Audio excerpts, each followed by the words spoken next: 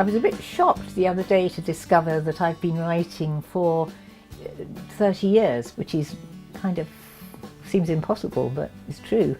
Since then, I've written, quite a lot. I think it's sort of coming up to 300 or thereabouts. I don't know exactly. They're supposed to be in alphabetical order, but actually, they're not. Every single book I have ever written is illustrated. I've always worked with illustrators. I don't write a text and then hand it over and somebody illustrates it. I always work with the illustrator right from the ground up. Sometimes I write stories specifically for an illustrator. I did a book called Aesop's Funky Fables, which was for Corky Paul. It's rather like you writing the words for a song. You have to study their style of illustration and think what kind of story will play to that style of illustration. And that's something that I think I like almost more than anything else, actually. How many people here like writing stories? Ooh, brilliant. If I said I was going to give you a piece of paper and a pencil right now this minute, how many of you would immediately have an idea? How many people would think help? Yep, I'm in the help brigade. When it comes to author visits, I had a huge advantage because I'd been part of a theatre company and I'd been part of a theatre company that played to kids. I thought it was quite interesting to meet the author of a book that I'd read because the book was funny and I was wondering if the author would be funny too, and she was. As an actor, I had a very awkward experience when I arrived at the school and the theatre company didn't. So I had to very suddenly become a storyteller. And I discovered that I really loved telling stories because you get to do all the voices. Skulls, said Lady Lamorna, definitely skulls.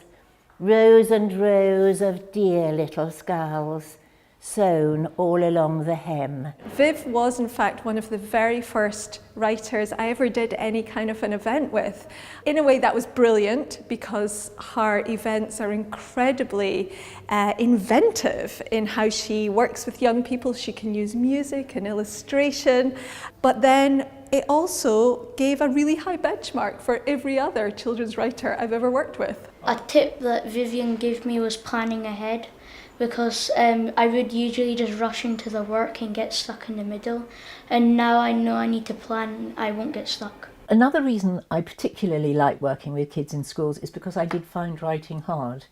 You were just expected, to pick up a pencil and write, and my pencil never seemed to do what I wanted it to do. I've borrowed many of Vivian's approaches and used them in my own room, and I think that is one of the biggest compliments I can say about Vivian, is the fact that, she's inspiring children, but she's also inspiring teachers so that we can inspire these children as well. About 6-7 years ago, I was talking to Lucy Jukes, who's an agent, and we were talking about what happens to students after they've graduated and left. We realised that there were many mentoring schemes for writers, but very little for illustrators, in fact nothing for illustrators.